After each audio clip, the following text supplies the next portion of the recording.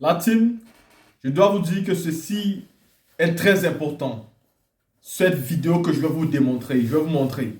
Parce que dans cette vidéo, nous avons le président Ibrahim Traoré, une fois de plus, qui nous montre ce que c'est qu'être un président de la République. Un président de la République n'est pas le complice de ses ministres pour piller les ressources de l'État. Voilà pourquoi, quand nous accusons souvent ici le gouvernement de n'importe quel pays et que nous suivons des personnes qui viennent et disent mais ce n'est pas le président. Le président ne peut pas tout gérer. Il les a nommés. C'est à eux de bien se comporter. Nous vous disons, c'est faux. C'est de sa responsabilité. Premièrement, parce que c'est lui que le peuple a choisi. C'est lui que le peuple a donné le mandat. C'est lui aussi qui décide seul de choisir ses ministres. C'est lui qui choisit un premier ministre qui forme un gouvernement. Et c'est lui qui décide, surtout en Afrique francophone, du budget même souvent des ministères. C'est lui qui décide de tout parce qu'il est le président de tout, mais surtout de aucune responsabilité qu'il assume. Aujourd'hui, le président Assimi Ibrahim Traoré, lui, il prend le taureau par les cornes et dit les choses clairement. Il remet les pendules à l'heure à tous les ministres avec lesquels il travaille sur les marmailles, sur les magouilles, sur les vols, les détournements de l'État. Il s'adresse surtout à ceux qui touchent les 4 millions, les 3 millions de francs CFA par mois. Et pourtant, il y a des Burkinabés qui n'arrivent même pas à boire de l'eau normalement par jour. C'est-à-dire, il y a des Burkinabés qui ont de la peine à trouver l'eau à chaque fois qu'ils souhaitent. C'est-à-dire, il y a des moments où ils vont boire, il y a des moments où ils auront du mal à boire de l'eau. Et vous avez des hommes et des femmes qui touchent 3 millions, 4 millions. Et ils doivent vivre avec ça facilement. Et pourtant, leurs compatriotes n'arrivent pas à joindre les deux bouts. Le président Ibrahim Traoré dit qu'il veut mettre fin à cela. Il veut un changement réel. Il ne s'agit pas seulement de combattre la France, mais il s'agit aussi de combattre les mentalités du Burkina Faso. Voilà pourquoi j'ai l'habitude de le dire. Le développement doit d'abord être mental. Quand vous développez le mindset de vos populations, elles-mêmes vont créer des emplois et des richesses. C'est facile. Il faut d'abord que vous ayez des populations honnêtes. Si vous arrivez en Chine, en Corée, on ne surveille pas les gens. Vous pouvez tout prendre à crédit, on ne vous surveille pas. Mais vous allez payer. Parce que le système a éduqué les personnes à être honnêtes. Mais c'est dans notre système africain, nos pays africains, tu peux tenter de mettre un système qui prête l'argent aux personnes et croire qu'ils vont te rembourser ça facilement. Il faut mettre la police derrière eux.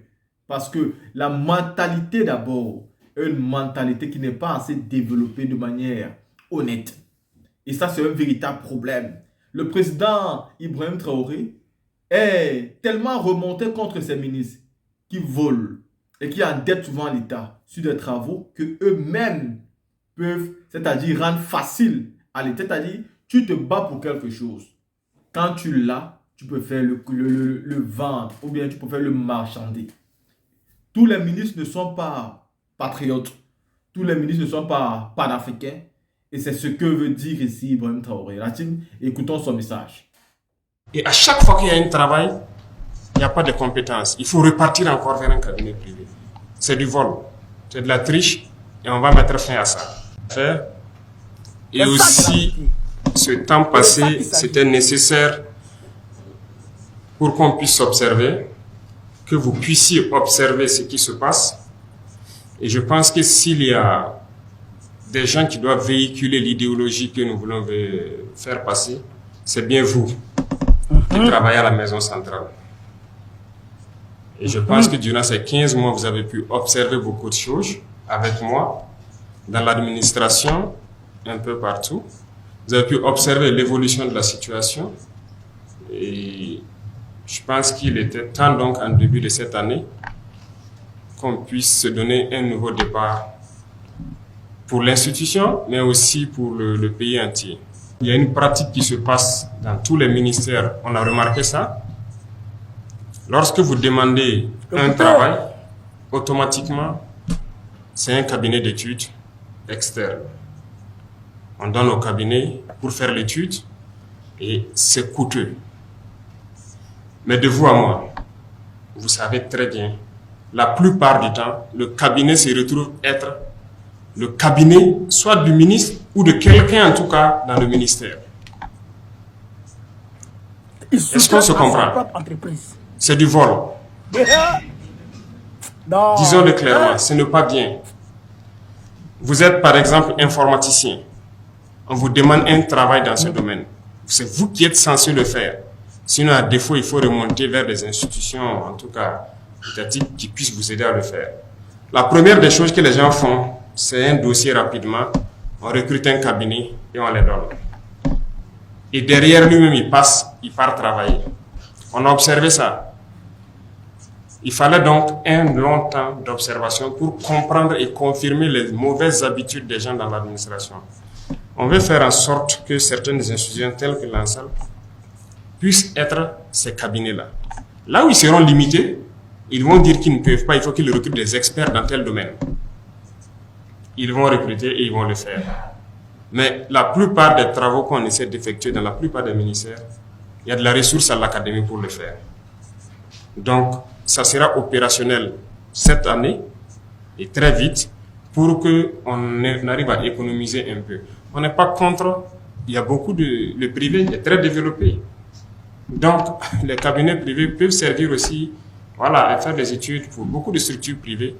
Mais il ne faut pas que dans l'administration, on recrute des compétences et à chaque fois qu'il y a un travail, il n'y a pas de compétences. Il faut repartir encore vers un cabinet privé.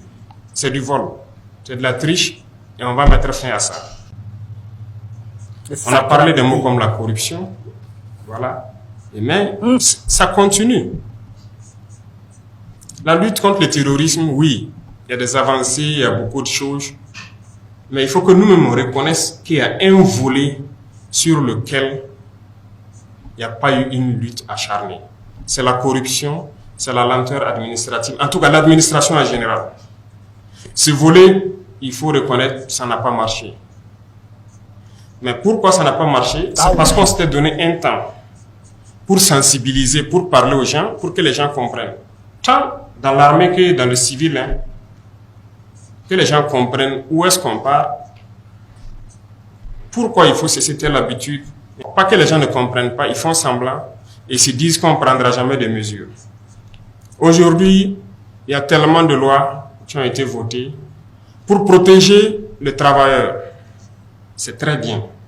Mais chacun devrait faire la mission pour laquelle il a été recruté. Mais les gens ne font pas la mission. Et quand on veut les licencier, ça sort le texte de partout. Écoutez, vous ne pouvez pas prendre les textes des autres, venir appliquer ici. Eux, ils vivent en 2023. Je vous le dis, nous, on vit dans les années 1800 toujours. C'est la réalité. On ne peut pas aller à la même vitesse. Il ne faut pas mélanger les choses. Voilà, pendant que des gens ont des salaires de 3 millions, de combien de millions dans ce pays, voilà, il y en a qui n'arrivent même pas à se payer un repas. Vous trouvez ça normal? Ah non. Ah non. Moi, je suis opposé à ça. Il faut qu'on change les choses. Soit on change, ou bien, écoutez, on reste esclave à jamais. On est là pour changer les choses. On a pris le temps d'observer, de sensibiliser, de parler. Comme beaucoup de gens ne comprennent pas, en fin d'année, donc, j'ai annoncé que ça sera ferme. La machine contre la lutte contre la corruption va démarrer. Eh bien, ça démarre. Le conseil de discipline et autres, c'était mort. On a adopté des textes pour que les gens puissent sanctionner ceux-là qui ne veulent pas travailler. Mais rien, personne ne veut sanctionner. Tout le monde est assis, bon, il est dans sa direction, les gens foutent la merde, ils ne veulent pas faire ce qu'il doit faire. Ah, si moi je le sanctionne, on peut le licencier, ça sera de ma faute. Écoutez, il y a ce genre d'émotions-là, ça ne doit plus exister. Nous sommes un pays en guerre et on doit bien gérer les ressources. Et quand on dit gérer les ressources, ce n'est pas les ressources financières seulement, les ressources humaines aussi.